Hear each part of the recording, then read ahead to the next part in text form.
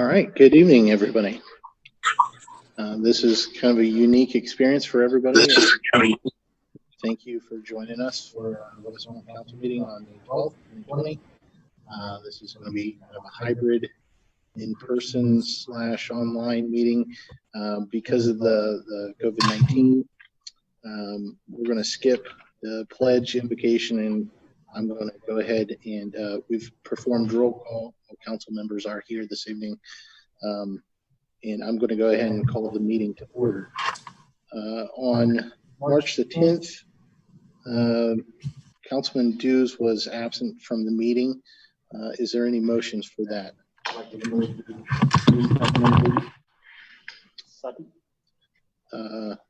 Roll call, please. Lamb? Yes. Cobb? Sarah, can you hear her at all?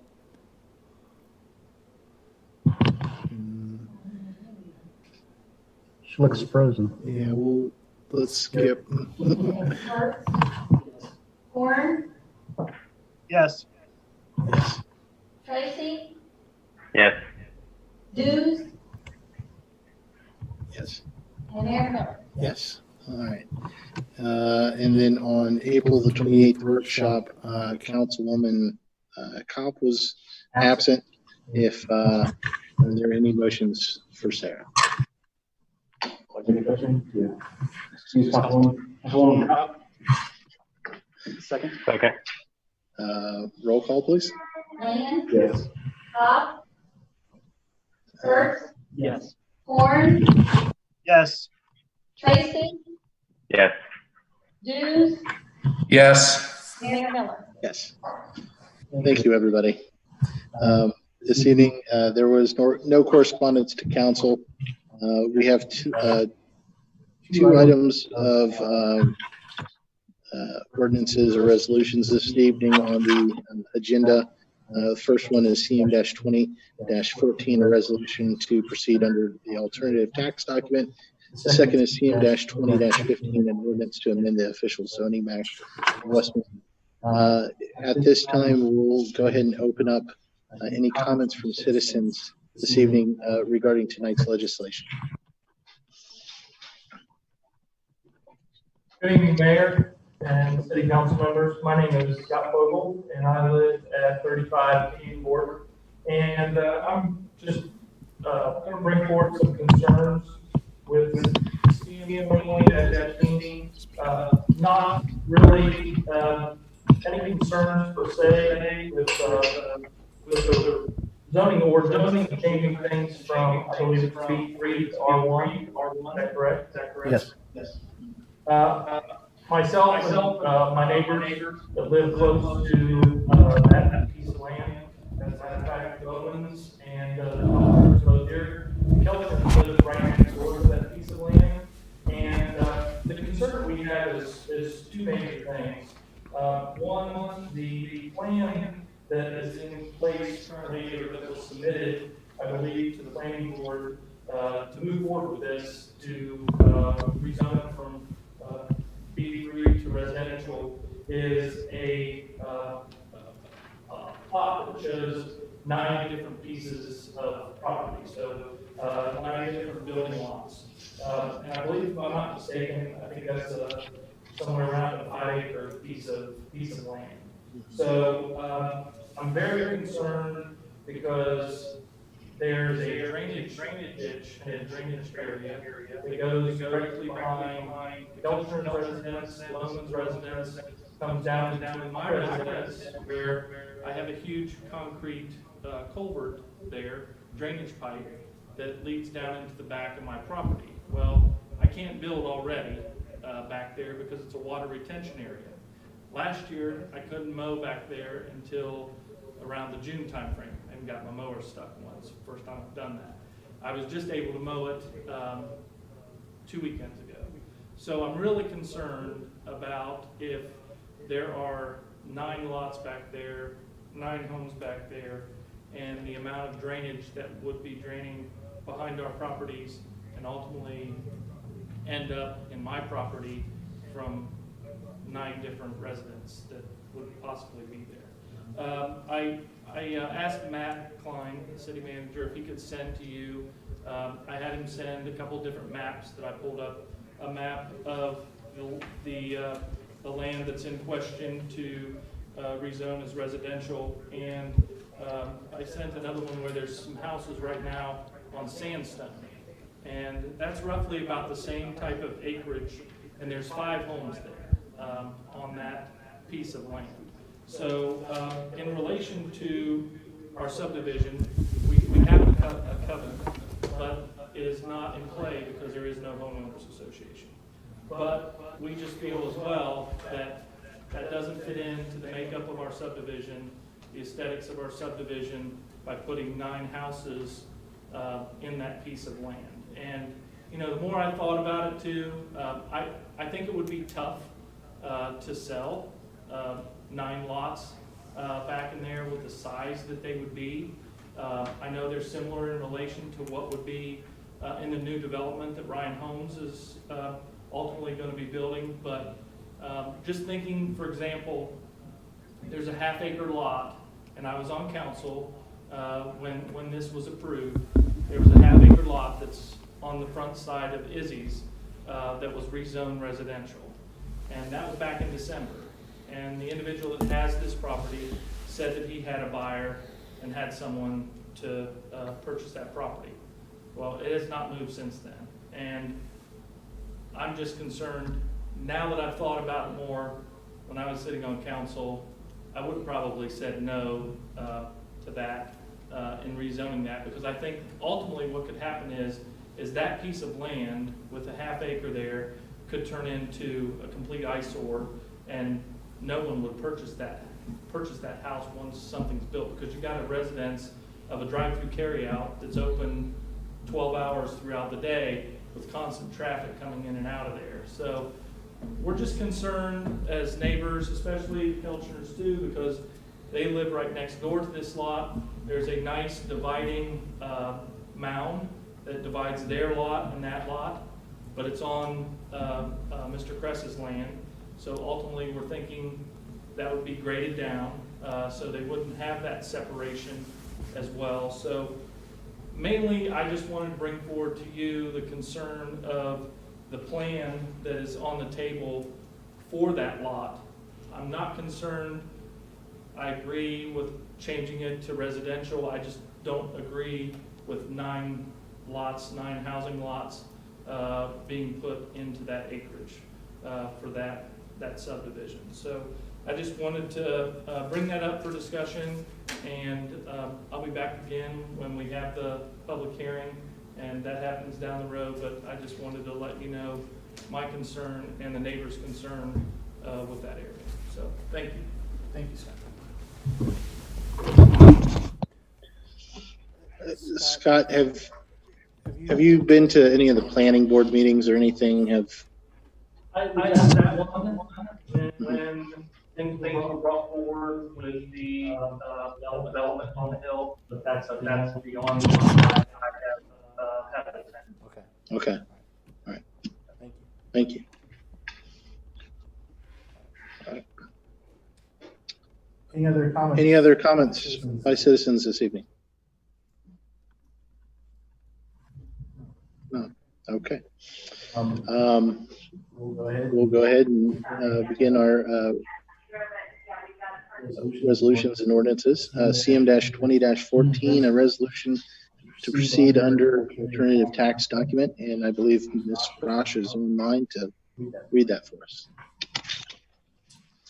It's a resolution declaring the intention to proceed under the alternative tax document format provided under section 5705.281 of the Ohio Revised Code.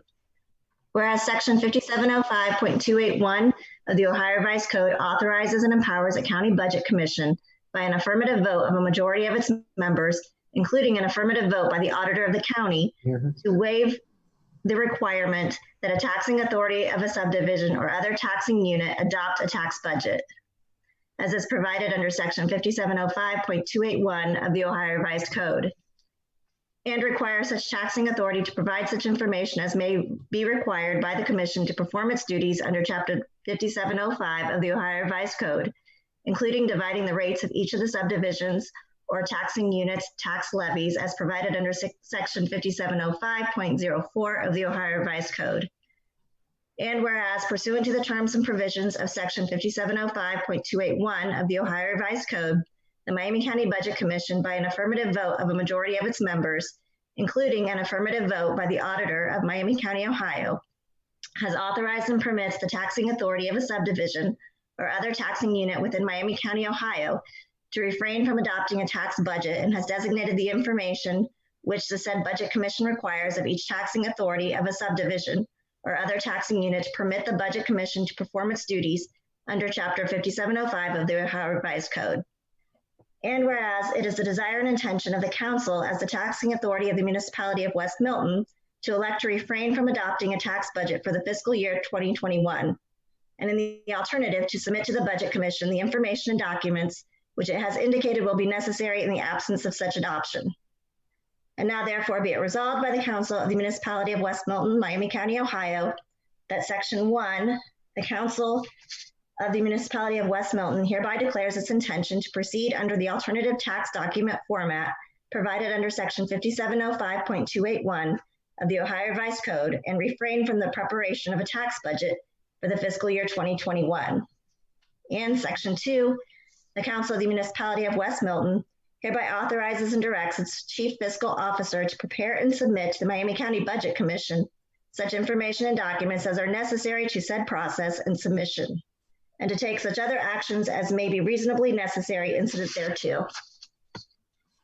And section 3, the council of the municipality of West Milton hereby finds and determines that all deliberations and actions related to the foregoing were effected in open and public session and in full compliance with section 121.22 of the Ohio Revised Code, and otherwise as is provided by law. Thank you, Ms. Brush. Thank you. Manager Klein, if you'd like to just kind of explain that a little bit. Oh, sure. It's my favorite piece of legislation. Council, welcome this evening, guests and TV audience as well. This is the first reading. This is the one of 2 resolutions that we are required by the Ohio Revised Code each year. When they call it a tax budget, what they're talking about is the property taxes. Everyone pays a minimum millage, and we know what that formula is. We've always stayed within that formula, and why we pass these is to not request for a public hearing, and anybody or any community that would do that would probably be under a strain of a plan that they would need more millage. So everybody pays their 10 mills plus the ones that we have voted on, that the public has voted on.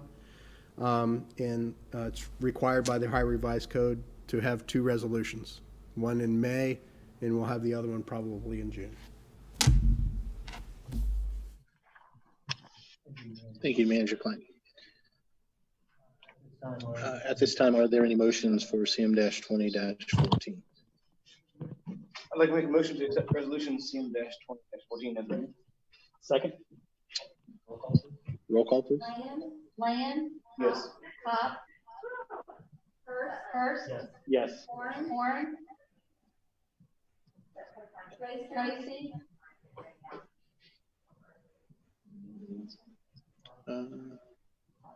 Greg, if you can hear us, if you want to just nod yes or no. Okay. Thank you. Hughes, Yes. and Mayor Miller. Yes. Thank you, everybody. It's a different format here. All right.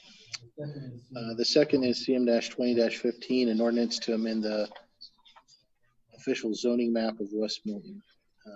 Ms. Brush. Read it first. It's an ordinance to amend the official zoning map of West Milton as adopted by Chapter 150.006 of the West Milton Code of Ordinances. Whereas the West Milton Planning Board received a petition to modify the zoning district boundary of parcels of real estate described as in-lot number 1711, approximately 1.182 acres, in-lot number 1712, approximately 1.7525 acres, and in-lot 1713, approximately 2.17 acres, from B3 Neighborhood Business District to R1A Single Family Residential. And whereas Council has received an affirmative recommendation from the West Milton Planning Board to amend the official zoning map of West Milton by changing the zoning district boundary of the aforementioned parcels of real estate from B3 Neighborhood Business District to R1A Single Family Residential. And whereas Section 150.319C requires Council to modify zoning boundaries by ordinance as prescribed by West Milton Charter, Section 4.14. Now therefore be it ordained by the Council of West Milton, Ohio, that Section 1, Council adopts the recommendation of the West Milton Planning Board to modify the zoning district boundary of a parcel of real estate described as in-lot 1711, approximately 1.182 acres, in-lot 1712, approximately 1.725 acres, and in-lot 1713, approximately 2.17 acres, from B3 Neighborhood Business District to R1A Single Family Residential. See Exhibit 1 attached. Section 2, this ordinance shall take effect 10 days after the second reading and approval by council. Thank you, Ms. Brosh. I think that I would really like to have a further conversation with council. I don't know if the format that we're in tonight really facilitates that discussion. I think that we could, or at least we should, talk about this a little bit more seriously at our next council meeting where we have a vote. And I would like to, invite everybody back for the public hearing, obviously, to please attend. And we can, unless somebody else wants to add something tonight, if, you know, I'd say we can have a more serious discussion where we're all in person. We aren't trying to fight over each other over the internet, so. I agree. Yeah. You, for the TV audience, if it's all right that I describe what the ordinance is? Okay. Yes. Tom, is there any, okay. Basically what you're seeing there is main entrance off of 571, the Stone Meadows. It's that big field. which is approximately 5 acres. That's the land in question. And I agree with the mayor. We only did the first reading tonight. It always requires a public hearing. It's just to start the process. Not going to disagree with former Councilman Fogel, as the only thing that's been approved by planning board is a concept. I've had discussions with their engineers, and there's some difficulty when it comes to storm sewer. So I'm not sure that the preliminary or the concept is even feasible. So really the question that council faces is whether you want this zoned residential or left business. And obviously, if we're still in this situation that we're in today in June, we won't have a public hearing. We'll wait until it's been opened up. But obviously, everybody will be getting a letter once we know when the second reading is going to happen. That's all. Thank you. Moving on to the manager's report. Thank you, Mayor. Again, Welcome, council guests, this evening for this hybrid meeting. Only a few items, but are a couple of very important items. One is that we have put out the advertisement for the Ludlow Falls Sewer Project. The PTI has been issued. All the financing has now been put in place. and we will be advertising it throughout the month of May, and then we're going to get busy in June.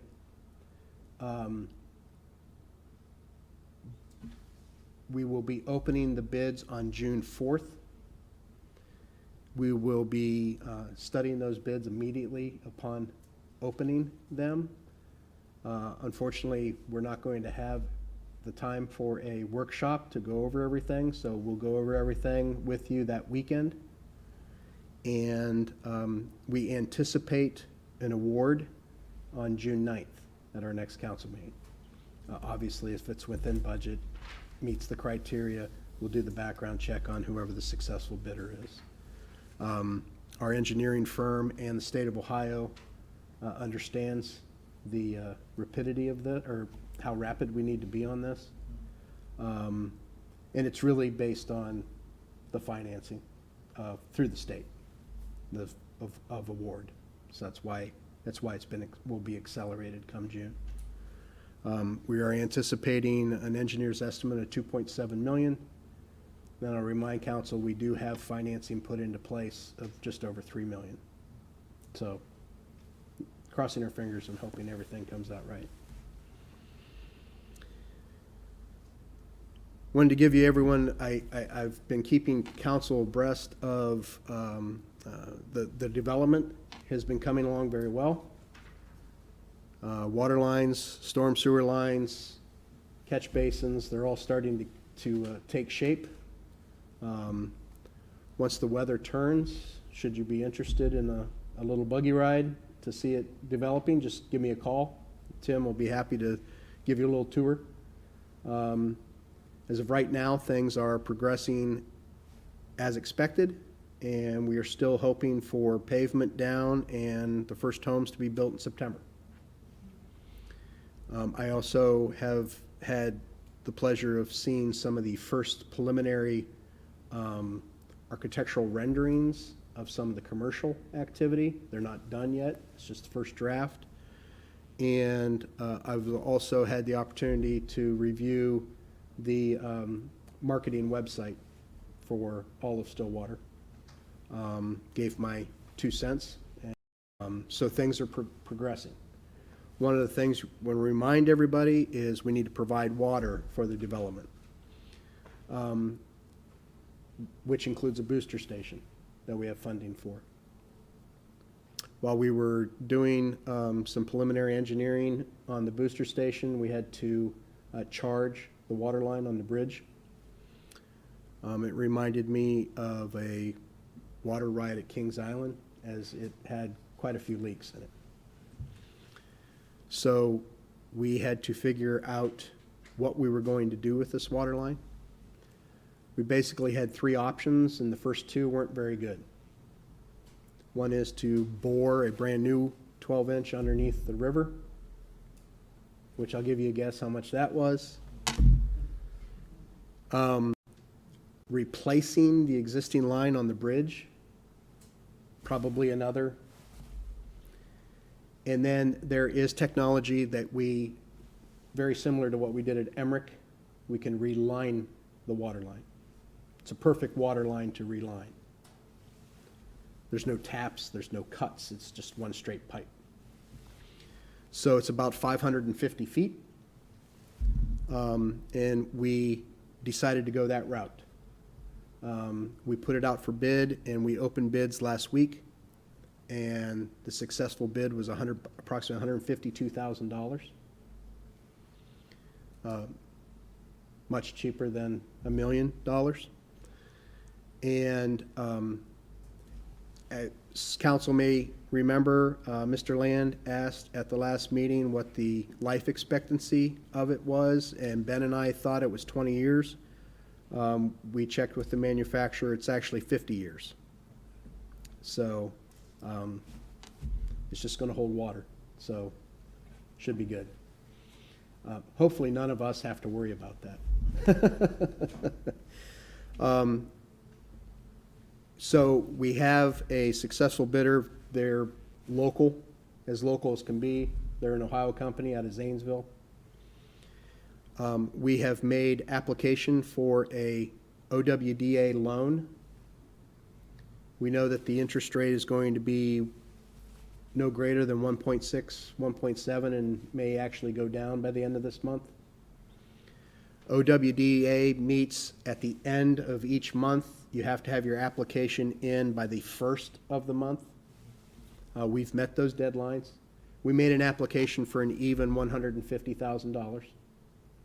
It's a 20-year loan with an estimated payment of $8,500 a year for 20 years, so very affordable. We anticipate approval.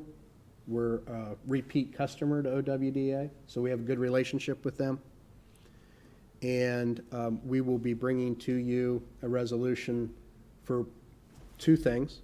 First, you have to approve the loan, and then award the contract for the water line. They anticipate only 2-3 days work, and they're getting everything lined up for mid-June, obviously after our council meeting.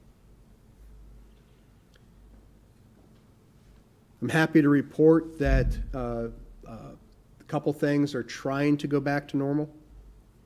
I did get an email confirmation from Waste Management that technically it was starting today, but next week, I got the notice too late. So next week, and we'll be posting all this tomorrow on Facebook and our website. Starting next week, Waste Management will go back to their regular service, including bulk pickup and anything outside the can. So just going back to normal, starting next week. And also starting next week, I will be doing a slower open, but a slow open to City Hall. We'll probably be opening the doors around 10 o'clock in the morning. And we're going to be asking, we will have marks that are socially distanced properly. We'll be asking for no more than 2 people in the lobby at any one time to talk to a police officer or the utility billing clerk or the administrative assistant or myself. It'll be about a week when we'll have it open from probably 10 to 3. It'll be bringing everyone back. We would request that we will be wearing face masks out of respect for any of our customers that come in, and we ask for the same respect for those who come in to please wear a face mask as being asked of us to do so. I'm hoping that once we have that soft opening, I'll be able to go back just to regular hours soon thereafter.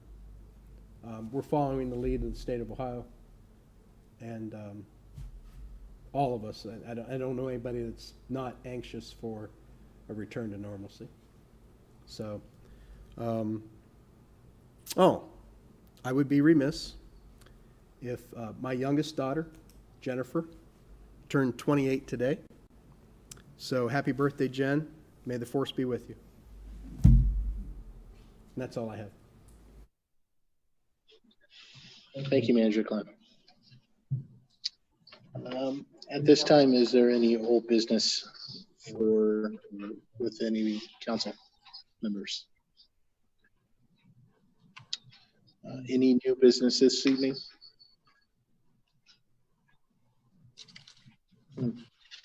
All right.